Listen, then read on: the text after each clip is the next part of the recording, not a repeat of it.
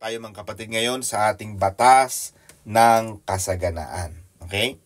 Ito mga kapatid ay batas ng kasaganaan, kaya makinig kayo mabuti dahil marami tayong matututunan mga kapatid. And for this purpose mga kapatid, I want to read a very important word of Jesus Himself. In the book of Lucas, or sa taga-Italy, ang tawag sa kanila, Luca. Kaya akala lang ng mga taga Batangas, pag Luca ay Luka-Luka. Mga kapatid, sa Lucas, ang Lucas sa Italy ay Luca. Kaya pag ang tawag siya ay Luca, ikaw ay Lucas, mga kapatid. Kaya huwag kang maiinis. Baka ang tumatawag siya ng Luca ay taga Italy, di ang pangalan mo pala ay si Lucas. Ha? Kaya mga kapatid, kaya maganda itong ating ginagawa. Lucas chapter 14 verse 28 to 30. Karoon tayo mga kapatid ng magandang entrada. Okay? Lucas 28, and this was from the words of Jesus Himself. Yan. Sapagkat alin sa inyo ang kung ibig magtayo ng isang muog o isang bahay, isang gusali, muog, or fortified city in English, ay hindi muna uupo at tatayahin ang halagang magugugol o magagasto sa ating colloquial term kung mayroong maipagpatatapos. Baka kung mailagay na niya ang patibayan o ang pundasyon, nakapagsimula ka na, sabi ni Jesus, ng pagpapagawa ng bahay, ng gusali. Baka sa mailagay na ang patibayan o ang mga pundasyon at hindi matapos, ang lahat ng mga makakakita ay magpasimulang siya'y libakin. Tatawanan siya. Nasabihin, nagpasimula ang taong ito na magtayo at hindi na kayang tapusin. Yan. Kaya mga kapatid, makikita mo, napakadaming itinuturo ng Panginoon, napakaraming tinuturo ng Biblia. Amen mga kapatid. At ito yung gusto nating pag-aralan mga kapatid sa araw na ito, patungkol sa batas ng kasaganaan. My topic for today ay pinamagatan kong developing a financial plan to help you to fulfill your vision. Yan. Kailangan sa isang tao may plano, may financial plan. Yan. Hindi yung puro na lang prayer. Pastor, pag-pray mo naman ako, sana makaipon. Paano ka makakaipon, kapatid? Hindi na trabaho ni Pastor Salding ipag-pray na makaipon ka. Amen ba, Sister Milen? May nakikita pa ako sa prayer request. Panginoon, sana makaipon po ako. Hello? As if Diyos ang mag-iipon sa'yo. Kapatid, isang malaking kahindik-hindik na panalangin yan, mga kapatid. Di lahat na lang ng tao mayayaman kung Diyos pala ang mag-iipon. May mga prayer request na ganon. Sana naman po sana makaipon ako. Sana po dumami ang pera ko. Ay paano dadami ang pera mo, kapatid? Pagkakahawak mo ng pera, mabilis ka pa sa alas 4. Ang bilis mong gumastos, parang galit na galit ka sa kwarta. Amen ba mga kapatid?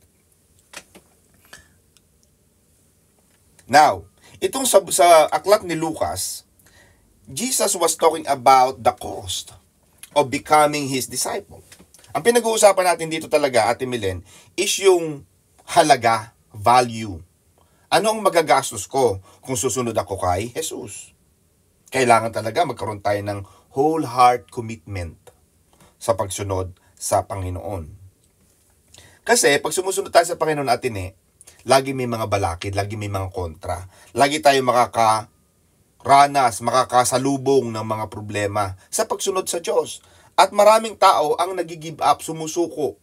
Hindi nakakasunod dahil lagi may problema Ay, kasi. Lagi may kasi.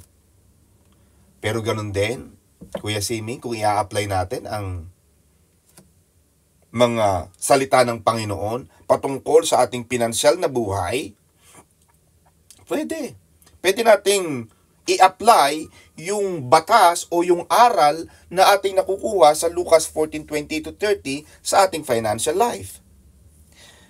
Ang sinasabi mga kapatid is that kapag ang Panginoon ay nagbigay ng isang vision sa iyo, for example, sabi ko nga, Sister LB, alam mo ang Maranatha, pag tiningnan mo ang age bracket natin, nasa 35, 40 to 50 to 60 tayo nasa ganyang range tayo So, ang ilan sa atin mga kapatid ay dadako na tayo sa retirement.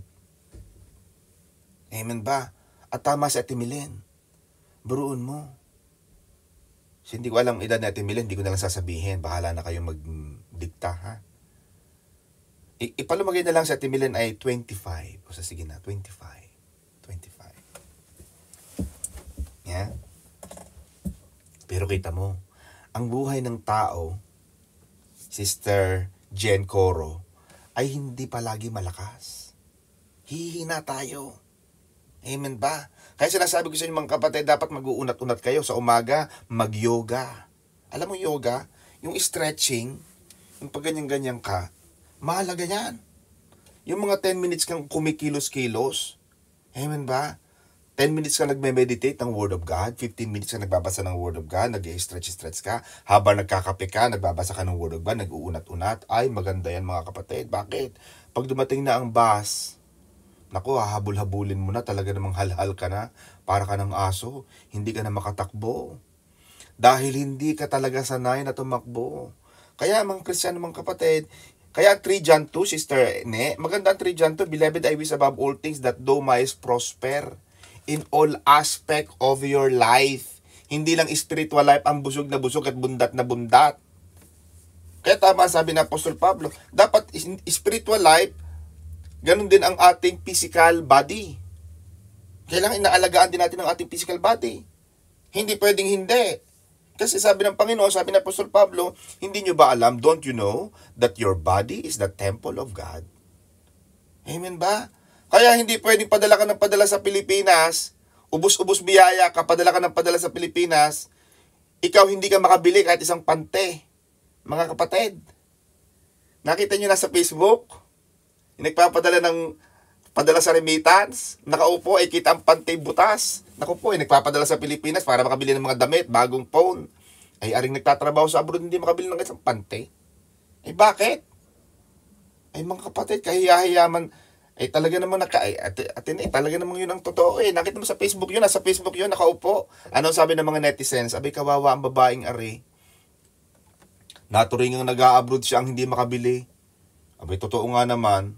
Mga kapatid na taga Visayas and Mindanao, pasensya na kayo si Pastor din nagbabatangas. Abay talaga naman nakakahiya Nakaupo nga naman ibutas ang panty hindi makabili ng nagpapadala, ipapadala sa anak ko, pambili ho ng iPhone. Pambili ng iPad, ay nako, hindi man makabayad ng hindi makabili ng mga pundiyo. Ay mga kapatid, hindi dapat ganoon. Dapat ang sarili mo muna ang mamahalin mo. Paano ka makapagmamahal ng iba? Yung sarili mo, hindi mo kayang mahalin. Kaya marami mga Pilipino ngayon, Sister Queen Manalo, pag umuwi sa Pilipinas, galit na galit. Talaga nang gagalaiti sa galit. Abay, biro mo nga namang 20 years na nagtrabaho sa abroad. Talagang halos na may guhit-guhit na din ang noo, abay, wala namang nakaipon. Bakit? Hindi sila nakaipon. Ikaw din sa abroad, hindi ka rin nakaipon. Walang nakaipon. Kaya ito ang tinuturo ng batas ng kasaganaan ng Panginoon. Ang sabi ng Panginoon, paano nga naman? Sino nga naman sa inyo ang susunod? Sino nga naman ang magpapatayo ng isang bahay na hindi mo na uupo at tatayahin? Hindi mo nakakalkulahin ang magagastos, ang halaga na magugugol. Kailangan kapatid, umupo na kayo. Una, tayo lalagyan na sa tahimik. Ano gang ating pagpupulungan? Abay tayo magkukwenta-kwenta na. Mga kapatid, kailangan natin, atine, na magkaroon ng plano sa buhay. We need a life plan and a financial plan. Amen ba? Sa mga nagtatrabaho sa abroad, kailangan may plano ka. Ano ang plano mo? Pagdating mo ng 60, 50, ng 50, 60, 70, 80, ano na ang plano mo? Nasaan na? Alam nga namang 75 years old ka na, Ate Mili, nahabol mo pa ang bus. Baka iiwanan ka na kahit ilang bus na dumaan, hindi mo pa maabutan. Nalalampasan ka na ng 3 bus. Hindi mo pa maabutan dahil 75 ka na. Amen pa. Kasi ang mga bus ngayon talagang aalisan dahil may oras ng sinusunod eh. Hindi naman yan pwede maghintay na kahit ay nakakaawa naman yung matandang yun. Talaga namang lulugo-lugo. Bay, teka muna. Ang sakay Oy! Bilisan mo na, kami malilate. Yung sakay sa bus nagagalit. Kaya ang bus driver na alis, hindi ibig sabihin masama ugali nila. Dahil sila, meron din silang hinahabol na oras. Gusto mo ba yon? 75 years old. Naghahanap ka pa, Sister May, meron kang part-time dyan. Kailangan may plano. Amen ba? Ate Ne will show us a picture, mga kapatid. I would like to show you a picture of.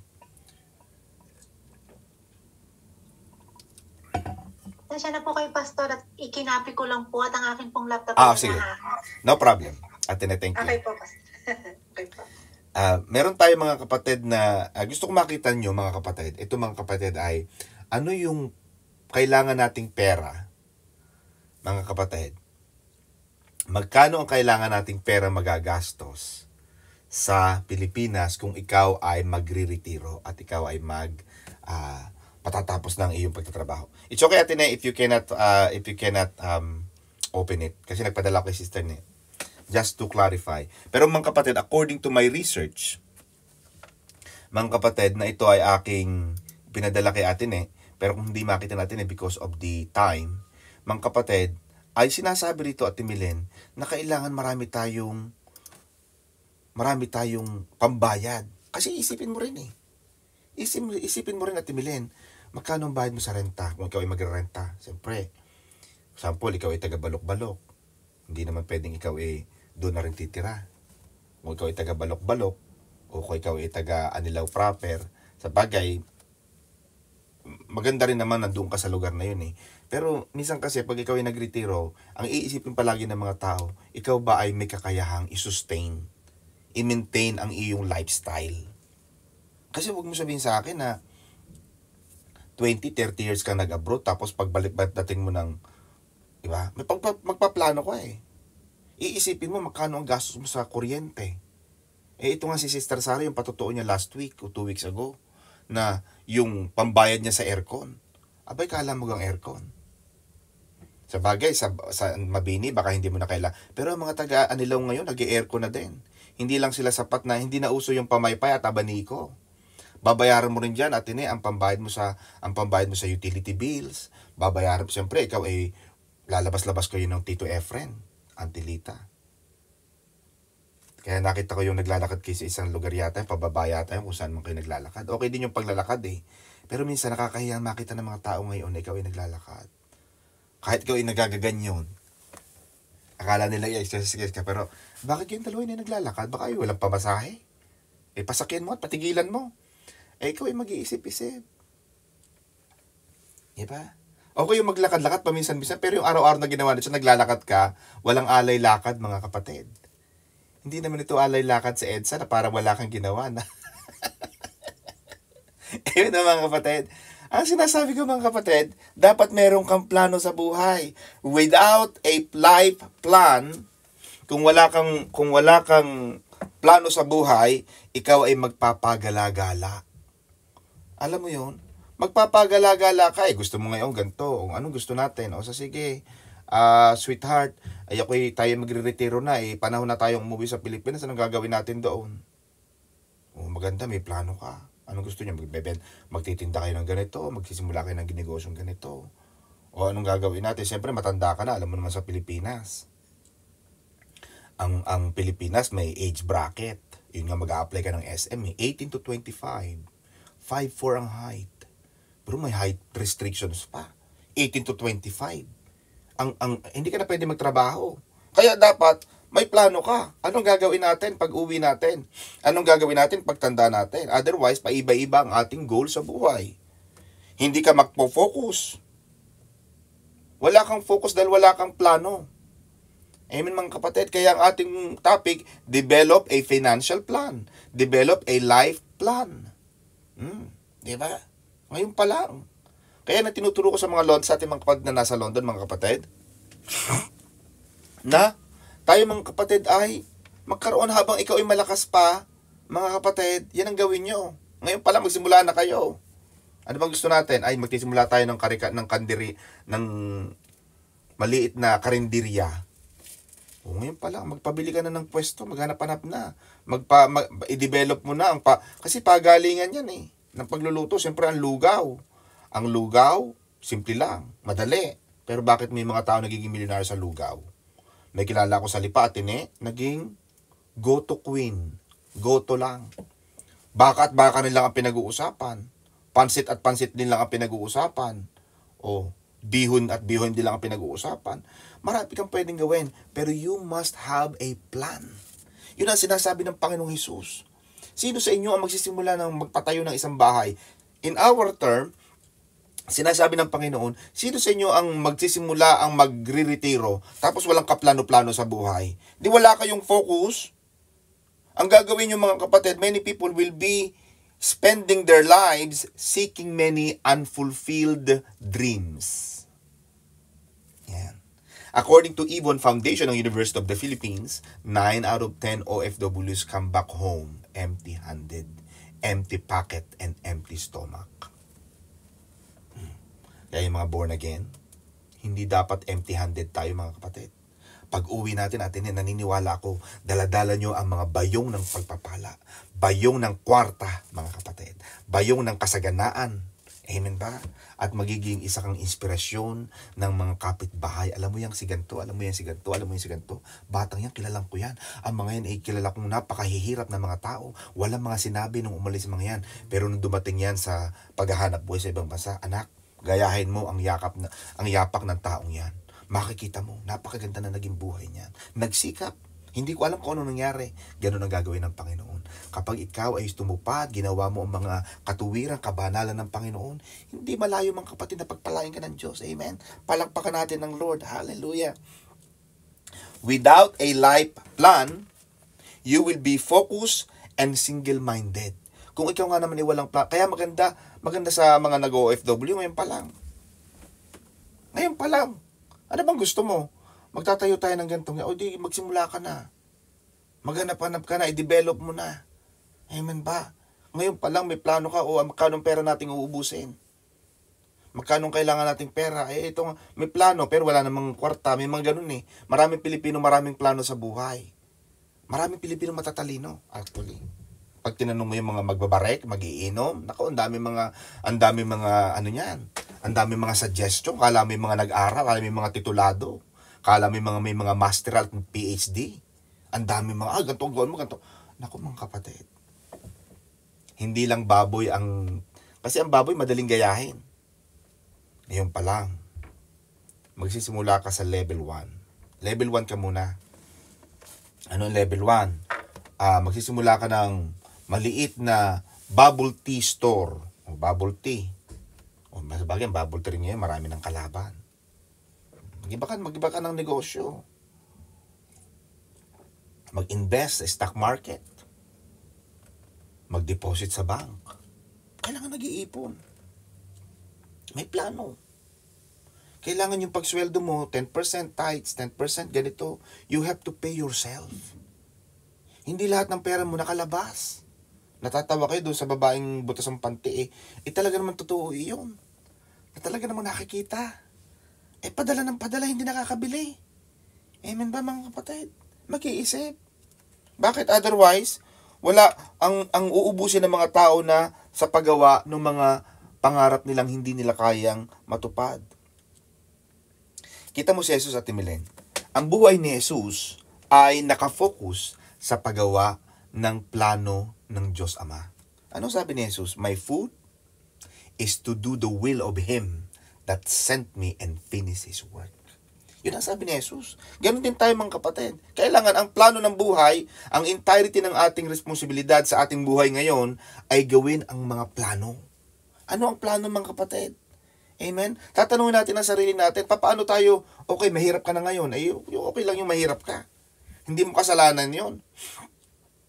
Pero nakapagtrabaho ka sa ibang bansa, kumita ka ng malaki, nalampas at higit sa iyong mga pangangailangan, pero tumanda kang wala ka pa rin naipon, tumanda na wala kang maituro ang iyong kamay, saan napunta ang iyong pinaghanap buhay? Sa dekada mong nagpunta sa ibang bansa, saan napunta? Tatanungin ng buhay mo yan eh. Tatanungin ng sarili mo yan. Your spirit will ask you. Your neighbors will ask you, what happened? And you will always have an alibi. We will always have an excuse. Why not? Kaya mga kapatid, kung kayo tatanungin mo sa sarili mo, how do I get from here to go there? Paano ko makakapunta doon? Gusto ko nang makabili ng 3 million na bahay, 3.5 billion na bahay. Una, magkano ang kailangan nating deposit? Sige, kukuha tayo ng ballpen at papel. Susulat natin, ang deposit natin ay 10%. Magkano ang 10% ng 3.5? 350,000 pesos. Magkano ang sweldo natin? Ito ang sweldo natin.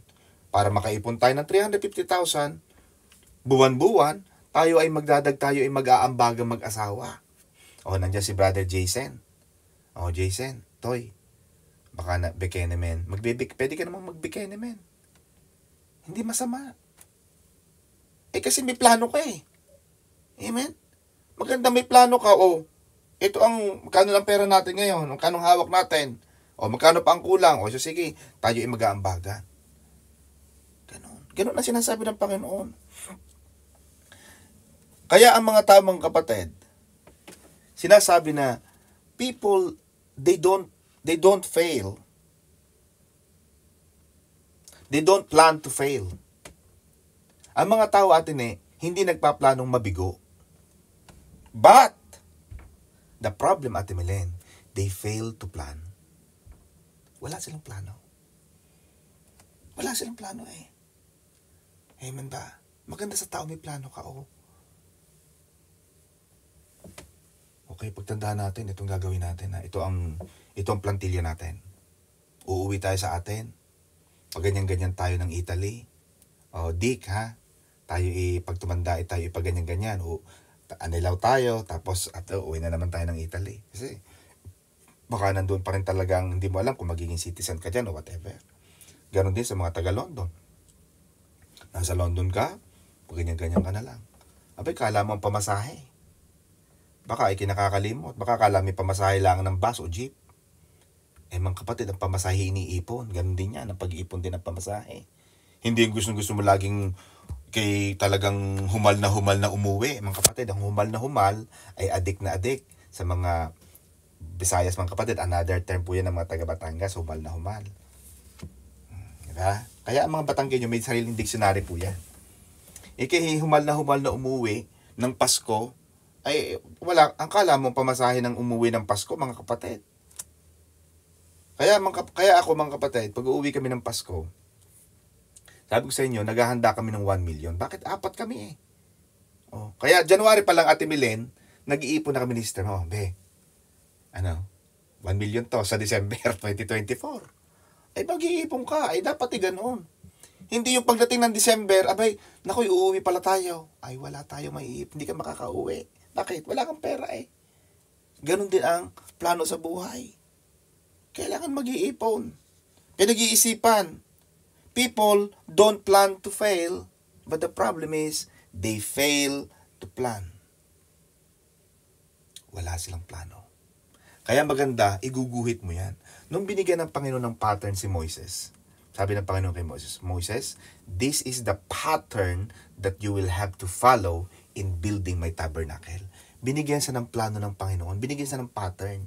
At sinunod ni Moses yun. Ganon din tayo, mga kapatid. Mga kapatid. People fail for 2 things. They don't have a plan, and sometimes, they don't stick to the plan. Kasi laging mag-iipon kayo. Example, mag-iipon kayo ng inyong pang-retiro o bibili kayo ng bahay. 350,000 ang deposit. Nako, next month may gastusin tayo. No. Stick to the plan. Amen? Stick to the plan. Ganun din sa pagda-diet.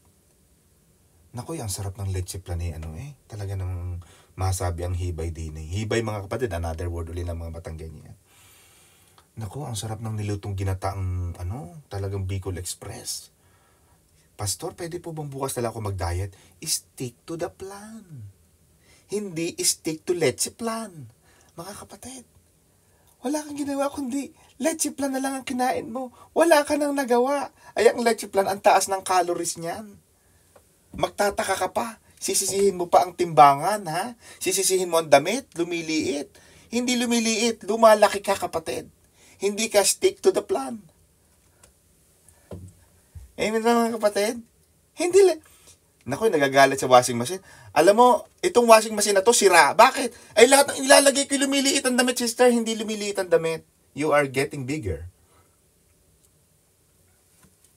Wag mo nang ipanalangin ang washing machine. Hindi sira. Gumagana eh.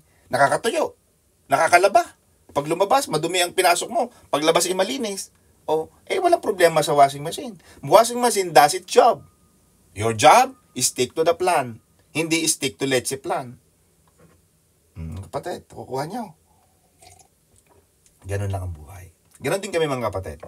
Nung ako ay nag-bar, Ate Melen, meron kaming sinusunod na plan. Meron kaming methodology. Hindi pwedeng kung ano lang naisip mo, yun ang sasagot mo, no. Ang teach ng aming mentor, you have to stick to the plan. Ito ang plano mo, number 1, boom. Define. Kaya yung pill structure na tinuturo natin, yung point, what is your point, what's your evidence, explain, link. Laging structure na yun. Ganon din tayo, mga kapatid. Kapag binigyan ka ng Panginoon ng vision, sample, may vision ng Panginoon sa'yo, pag tumanda kayo, kailangan maging taga-suporta kayo ng ministry. Kailangan maging manggagawa ka ng gawain ng Panginoon. Ano ang pinapagawa sa'yo ng Panginoon? Stick to that, mga kapatid. Kapag ikaw ay, anong kailangan mo gawin? Kailangan ka ba mag-training? Kailangan ka bang mag-aral? Ano ang cost na magagastos? Anong strategy na kailangan mo dyan? At pag ginawa mo yan, mga kapatid, magtatagumpay ka. Maraming tao nga naman, mga kapatid, ang may mga goal, may mga vision without planning properly. They don't count the cost. Maraming tao nagsisimula ng negosyo. Naku, ganto. Magagawa tayo ng tindahan. Magagawa tayo ng babuyan. Ilang baboy ang bibili natin? Basta bumili ka ng ganito.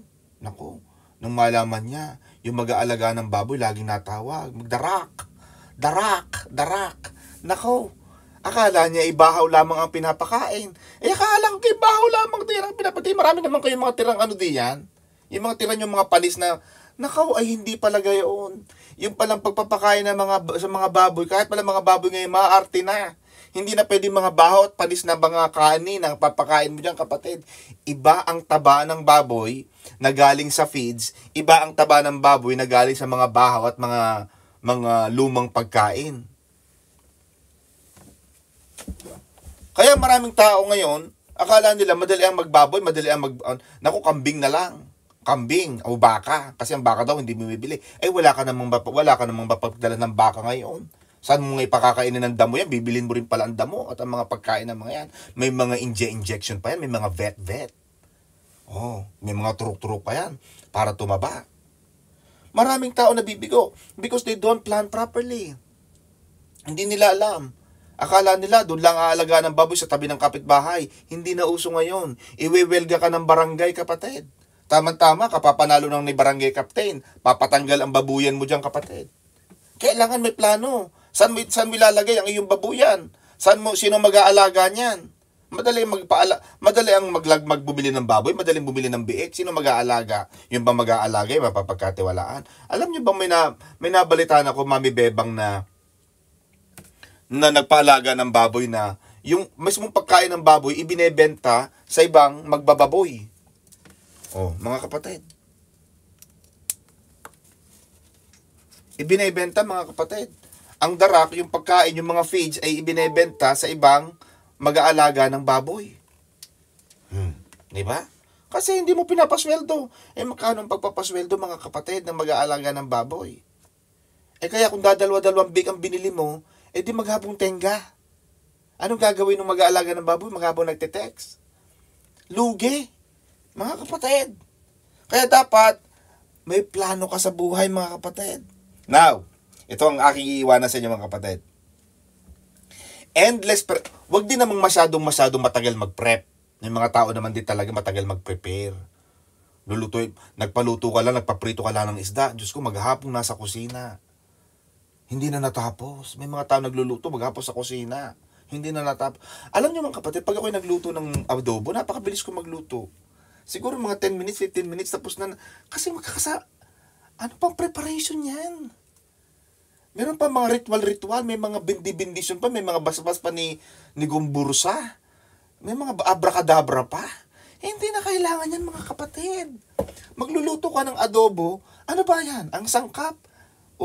Ano ba? Meron ba tayong toyo? May suka, may laurel, may paminta. Lagyan mo ng konting asukal kung gusto matamis-tamis. May manok. May kawali. Yun lang. Ang iba, pag napaluto ka ng adobo, Diyos ko, maghapon. Ay nako, pag nagpaluto ka ng ano dyan, maghapon yan. Ang tagal ng prep. Naku, wala palang ganito. Bago ka magluto, ihanda mo na ang sangkap. Hindi yung kawali ibumubulak na ang mantika. Naku, wala pala tayong manok. Nakahain na, wala palang kanin. Abay, talaga namang, alam mo yung gutom na gutom ka na, sarap mong naku, maghahain ka, wala palang kanin. Walang plano, kapatid. Dapat nakafocus. Amen ba? Maraming tao wala sa focus, wala sa plano, wala sa focus. Amen ba? Kaya sinasabi ko sa inyong kasama namin sa bahay, nako, muntik na buong building, buong masunog, 1 milyon ang buong building na iyon. 4 na bumbero ang dumating, ang tilita. Nasa telepono, nagpiprito ng isda. Tapos inamamalansya. Di ang isang kamay nandoon sa kawali, ang isang gano'n, nagagano. Abay, ano ka ito? Iiwanan ng plancha doon sa damit, kaya ang pantalon ko'y sunog, ang nakagarap, ay, ako'y nagpadala ng 5,000 diyan. Ay, aring 5,000 kaya na, kay gantaw. Ay, naibigay mo ga? Naku, wala sa focus, kapatid. Wala sa plano. Kaya, hindi rin dapat yung mahabang preparasyon, mga kapatid, tapos na ako, hindi dapat mahabang preparasyon. Kung ang lulutuin mo yung isda, at wala ka naman talaga sa planong magrelyeno, prituhin mo na lang. Ilaga mo na lang. Pakuluan mo ng tubig, lagyan mo ng kamatis, luya, lagyan mo ng konting pabulang lang na yan, kung ano mga talbos na yan. Masarap na yan. Huwag yun matagal. May mga taong matagal mag-prepare. Huwag din. Bakit? Yung endless preparation is worse than action without planning. Kapareho din yan, o minsan, mas masahol pa yung matagal mag-prepare. Yung kasabihan at Emily na aanin pa ang kabayo kung aanin pa ang damo kung patay na ang kabayo. Yung gutom na gutom ka na, nagmamadali ka maglutos, wala palang kanin, talagang may hahabos, talagang may tatapon ng baso, kapatid Talaga namang, di ba? Kaya hindi rin maganda yung endless preparation. Kasi mga kapatid, yun ang sinasabi natin. Kaya dahil mga kapatid, ang buhay hindi laging perfect. Siyempre pag nagpaplano ka, Ate Mili, hindi laging may katanungan Pag nagpaplano ka sa future, Ate Mili, hindi perfect laging minsan may tanong, paano kung ganito? Paano kung ganito? Paano kung ganito? Laging may ganon. We have to accept things will not be perfect. But, because questions will forever exist. Laging, paano kung hindi na tayo makabigay? Paano kung hindi na tayo makabayad doon sa kondo nating hinuhulugan? Paano kung hindi na tayo makabayad doon sa bahay nating hinuhulugan sa pag-ibig? Ay, hayaan mo na. Talagang lagi may question. Anong gagawin natin? Huwag na tayo magplano. Dahil may question tayo. Tumuloy ka, kapatid. Yun ang pananampalataya. You walk by faith and not by sight. Bakit mga kapatid? Because we serve an unlimited God. You have to have a big dreams. Kailangan magkaroon ka ng malaking pangarap sa buhay. Hindi yung na-stuck ka na, hindi ka na nagplano, dahil sa laki ng iyong pupuntahan, laki ng iyong sasabanain, hindi ka na nakapagplano. Bakit? Nakatingin ka sa iyong financial situation. At ang sinasabi ng ating aral niyo, Ate Milen, do not be discouraged. Huwag kayong mawalaan ng lakas ng loob. Do not think that you will never be able to launch out and fulfill your God-given vision. Laging may problema. Laging may balakid, mga kapatid. Pero ang kailangan, develop a financial plan. Kailangan may plano. Magkano? Magkano ang kailangan nating gastusin unad? Count the cost of fulfilling your vision. Magkano ang restaurant? Magkano ang pagbili ng isang maliit na negosyo? Magkano ang kailangan natin para mahulugan natin ang bahay? Magkaroon ka ng system. Kailangan may system. Alam mo pinakamagandang system mga kapatid na na-discover ko at itinuturo ko ito mga kapatid. Itinuro ko rin ito sa Letran University, naging professor si Pastor Don. Magkaroon kayo ng auto-debit. Auto-debit. Alam mo yung auto-debit? Sa Italy ba may auto-debit ba dyan? Yung dinedebit na ng bangko sa'yo monthly, automatically, yung pera para hindi mo na nakikita. Yes po, Pastor. Meron ganon. May ganon. Kung kaya mo yan, magpa-set up ka sa Banco de Oro, o kaya Metrobank, o PNB, mag-open ka ng account, ide-debit na lang ng Italian account mo, go to your Philippine account, at wag mong gagalawin. Kahit magkatakbuhan, kahit na mawalan ka na makakain, isang araw ka lang namang hindi makakakain, kahit 2 araw, ano ba ka naman iyon, hindi ka pababayaan ng Panginoon. Ano sabi ng Panginoon? Tingnan mo nga yung mga ibon, hindi nagtatanim, hindi ang mga nag-aani, pero pinapakain ng Diyos Ama sa langit. Kinaka-auto-debit yan, hindi mo na nararamdaman, auto-debit, naging ano na yan. At pagtingin mo at the end of the year, yung nabawas, sample, kung kaya mo ng 100 euro, 200 euro, kayong dalawa ng iyong asawa, 200 yan. After next year, 200 uli. May ipon. Ang sarap mga kapatid. Iba ang pakiramdam ng may kwarta. Sinasabi ko sa inyo mga kapatid. Mami Bebang, iba ho ang pakiramdam. Lagi nagpapatotoo yan. Amen? Lagi may blessing dahil alam mo sa sarili mo, kahit hindi mo nakikita mo sa iyong diwa, sa iyong ginugunita mga kapatid. Ang sarap ng feeling nang ikaw ay may kwarta. Alam mo ang laging may mga masasakitin, yung laging masakit ang gulugod, masakit ang tuhod, yan yung mga walang ipon mga kapatid.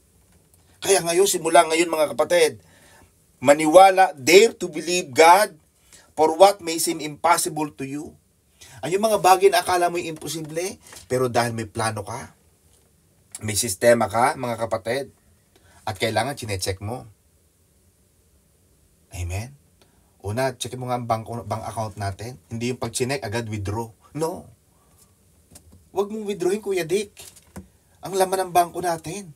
Dahil, joint account. Amen. Kaya, ang maganda mga kapatid, ito tinuturo ko, ito yung practical na ito mga kapatid. Alam kong lampas na ako, 37 minutes na ako. Pero gusto kong ituro dahil dumarating ang mga revelation ng Panginoon. Kapag ikaw ay nag-open ng account, ang kuhanin mo at timilin, walang ATM. Kuha mo? Bakit? Pag may ATM ang tilita, alam mo ang ATM yan eh. Alam mo ang ibig sabihin ng ATM? 'Di ba? Automated teller machine, pero ang ATM din at the moment. 'Di ba? Where ka na? Where na you? ATM jeep at the moment nasa jeep. Huwag kang kumuha ng ATM card. Ang kuhanin mo lang at timilin, passbook lang. Magpapa-update ka lang ng system tatawag ka lang sa Banco de Oro por example ng bangko mo. Banco de Oro, paki-update ka ng aking magkano ng balance ko diyan. Ang balance nyo po ma'am may ganito as of this date. Huwag kang kukuha ng ATM. Dalang ATM, tukso yan. O kung may ATM ka man ngayon, itapon mo yan. Bakit? Pag may ATM, madaling gumastos. Pag kailangan. Pag talagang wala kang paraan, gagawa ka ng ibang paraan para matugunan mo yung pangangailangan mo. ATM. Yung ATM mo, itapon mo na. Gupitin mo. Walang ATM. Passbook lang tayo unad. After few years, naku, ang sarap. Pag tiningnan mo, hindi mo na namamalayan. Monthly. Makakapag-deposit ka pa, matuturuan ka pa ng bangko eh. Alam mo, may bago ngayon ng mga BPN, meron silang tinatawag na RM, Relationship Manager. Yung Relationship Manager, tatawag siya na, Miss Milen Recalde, kayo po pala ay valued client. Kami po may bagong product. Ito po ay sa mga high-valued client. Iba ang product ng bangko sa mga Little Indians. Iba ang product na available sa mga matataas ang deposit.